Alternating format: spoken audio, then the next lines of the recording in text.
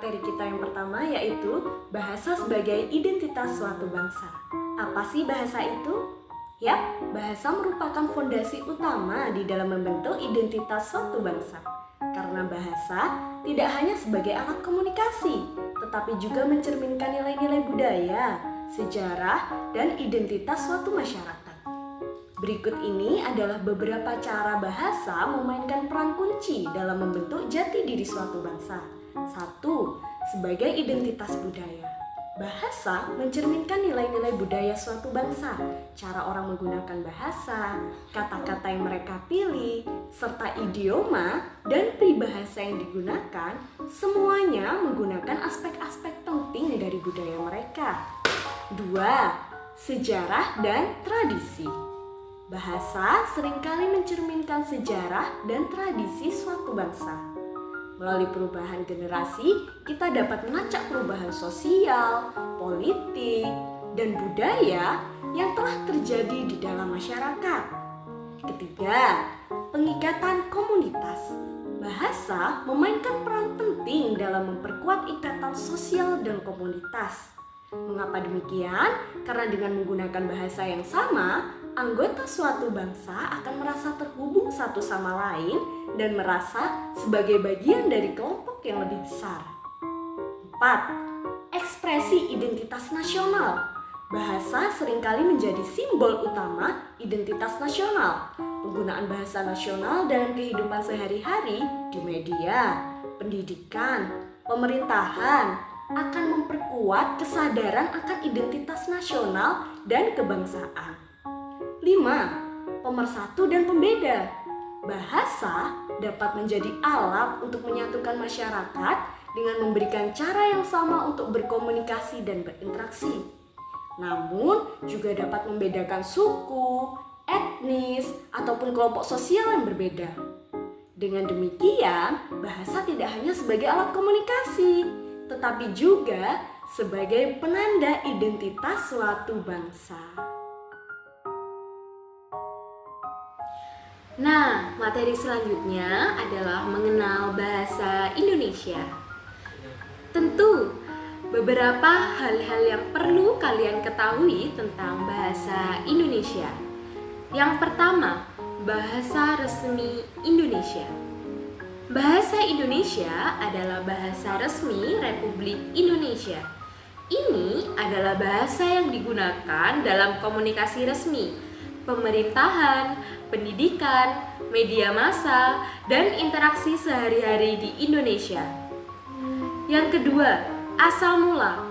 Bahasa Indonesia berasal dari rumpun bahasa Melayu Polinesia dan berkembang dari bahasa Melayu yang digunakan sebagai lingua franca di Kepulauan Nusantara selama berabad-abad. Yang ketiga, pengaruh bahasa asing. Bahasa Indonesia memiliki pengaruh dari berbagai bahasa, terutama dari bahasa Sanskerta, Arab, Persia, Portugis, Belanda, dan Inggris. Ini terjadi karena interaksi budaya, perdagangan, dan kolonialisme di wilayah Indonesia. Yang keempat, tata bahasa. Bahasa Indonesia memiliki tata bahasa yang relatif sederhana dan sistematis. Meskipun memiliki beberapa peraturan tata bahasa yang ketat, bahasa Indonesia juga memiliki fleksibilitas dalam penggunaannya. Yang kelima, kosakata yang kaya. Bahasa Indonesia memiliki kosakata yang kaya dan luas. Meskipun bahasa Indonesia adalah bahasa resmi, banyak kata serapan dari bahasa-bahasa asing yang digunakan dalam berbagai konteks, terutama dalam ilmu pengetahuan, teknologi, dan kebudayaan. Yang keenam, kepentingan nasional. Bahasa Indonesia memiliki peran penting dalam mempersatukan bangsa Indonesia yang beragam suku, etnis, dan budaya. Ini adalah alat komunikasi yang penting penting dalam membangun identitas nasional dan kesatuan bangsa. Yang ketujuh, penggunaan luas. Bahasa Indonesia digunakan dalam berbagai bidang, termasuk dalam pendidikan, pemerintahan, bisnis, media, dan kehidupan sehari-hari. Hal ini membuat pemahaman dan penggunaan bahasa Indonesia menjadi penting bagi semua warga negara Indonesia. Mengenal bahasa Indonesia adalah langkah penting dalam memahami budaya, sejarah, dan masyarakat Indonesia secara keseluruhan. Setelah kalian menyimak materi tentang mengenal apa itu bahasa Indonesia, mari kita melanjutkan materi selanjutnya. Bahasa Indonesia untuk penutur asing. Apa sih itu BIPA? Jadi BIPA itu adalah singkatan dari Bahasa Indonesia sebagai Penutur Asing. Ini merujuk pada program-program pembelajaran bahasa Indonesia yang dirancang khusus untuk orang-orang yang bukan penutur asli bahasa Indonesia. Program BIPA bertujuan untuk membantu penutur asing mempelajari dan menguasai bahasa Indonesia dengan baik secara lisan maupun tertulis. Program BIPA dapat diselenggarakan dalam berbagai bentuk, mulai dari kursus intensif hingga kelas reguler, dan dapat diakses di berbagai institusi pendidikan seperti universitas, lembaga kursus bahasa, atau pusat-pusat kebudayaan. Tujuan dari program BIPA yaitu untuk memberikan penutur asing kemampuan berkomunikasi yang baik dalam berbahasa Indonesia, sehingga mereka dapat berinteraksi dengan masyarakat Indonesia secara lebih efektif, baik dalam konteks pendidikan, pekerjaan, atau kehidupan sehari-hari.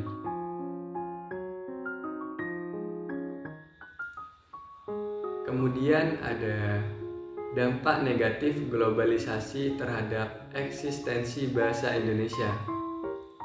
Salah satu dampak negatif globalisasi bagi bahasa Indonesia adalah terjadinya peningkatan penggunaan bahasa asing dalam berbagai konteks yang dapat mengancam keberlangsungan dan keaslian bahasa Indonesia.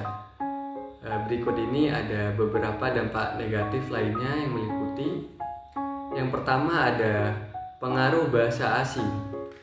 Dengan semakin terbukanya akses terhadap media global seperti film, musik, dan internet, penggunaan bahasa asing seperti bahasa Inggris dalam kehidupan sehari-hari menjadi lebih umum. Hal ini dapat menyebabkan penurunan penggunaan bahasa Indonesia dalam interaksi sehari-hari, terutamanya di kalangan generasi muda. Lalu yang kedua ada perubahan dalam kosakata. Globalisasi juga mempengaruhi kosakata bahasa Indonesia dengan munculnya istilah-istilah baru yang diambil dari bahasa asing atau adaptasi dari istilah dalam bahasa asing. Hal ini dapat mengurangi keaslian bahasa Indonesia dan menimbulkan kesulitan dalam pemahaman bagi penutur asing yang sedang mempelajarinya. Yang ketiga, perubahan dalam struktur bahasa. Dalam konteks globalisasi, beberapa aspek tata bahasa Indonesia dapat mengalami perubahan atau penyederhanaan untuk menyesuaikan dengan kebutuhan komunikasi yang lebih cepat dan efisien. Hal ini dapat mengancam kelestarian tata bahasa tradisional bahasa Indonesia. Yang keempat ada ancaman terhadap bahasa daerah. Jadi, globalisasi juga dapat mengancam keberlangsungan bahasa daerah di Indonesia. Dengan dominasinya penggunaan bahasa Indonesia dan penggunaan bahasa Inggris, beberapa bahasa daerah menjadi tersingkirkan atau terpinggirkan dan terancam punah karena kurangnya penggunaan dan pemeliharaan. Dan yang kelima, kehilangan identitas budaya. Bahasa merupakan salah satu aspek penting dari identitas budaya suatu bangsa. Dengan tergerusnya keaslian bahasa Indonesia oleh pengaruh global, ada risiko kehilangan identitas budaya yang unik dan khas dari masyarakat Indonesia. Untuk mengatasi dampak negatif globalisasi terhadap bahasa Indonesia, penting untuk meningkatkan kesadaran kita akan pentingnya pemeliharaan bahasa Indonesia dan keberagaman bahasa daerah di Indonesia. Selain itu, pendidikan bahasa Indonesia yang berkualitas dan promosi budaya lokal juga dapat membantu memperkuat kedudukan bahasa Indonesia dalam konteks globalisasi. Materi selanjutnya yaitu peranan aku sebagai warga negara Indonesia dalam menjaga eksistensi bahasa Indonesia. Nah, apa saja peranan warga Indonesia dalam menjaga eksistensi bahasa Indonesia? Peran masyarakat Indonesia dalam menjaga bahasa Indonesia sangatlah penting untuk memastikan keberlangsungan dan kelestarian bahasa sebagai jati diri bangsa. Berikut adalah beberapa peranan yang dapat dimainkan oleh masyarakat Indonesia dalam menjaga bahasa Indonesia. Yang pertama, penggunaan bahasa Indonesia dengan baik dan benar. Masyarakat Indonesia harus menggunakan bahasa Indonesia dengan baik dan benar dalam interaksi sehari-hari, baik secara lisan maupun tertulis. Termasuk penggunaan tata bahasa yang benar, kosakata yang sesuai, dan penghindaran terhadap penggunaan bahasa yang tidak baku.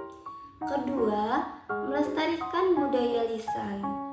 Masyarakat Indonesia dapat membantu melestarikan budaya lisan seperti dongeng, cerita rakyat, dan lagu daerah yang menggunakan bahasa Indonesia. Dengan cara ini, generasi muda dapat terus terpapar dengan bahasa Indonesia dalam konteks budaya yang beragam. Ketiga, menghargai bahasa daerah. Meskipun bahasa Indonesia adalah bahasa nasional, penting untuk tetap menghargai dan memelihara bahasa daerah masing-masing. Namun, masyarakat juga perlu memastikan bahwa bahasa daerah tidak menggantikan penggunaan bahasa Indonesia sebagai komunikasi nasional. Yang keempat, yaitu pendidikan bahasa Indonesia. Masyarakat dapat berperan dalam mendukung pendidikan bahasa Indonesia yang berkualitas di lembaga pendidikan. Mereka dapat memastikan bahwa pelajaran bahasa Indonesia dilakukan secara efektif dan terus-menerus. Yang kelima, mengajarkan bahasa Indonesia kepada generasi muda. Masyarakat juga dapat berperan dalam mengajarkan bahasa Indonesia kepada generasi muda di lingkungan keluarga, sekolah, dan masyarakat. Hal ini dapat dilakukan melalui pendidikan informal di rumah dan kegiatan-kegiatan komunitas.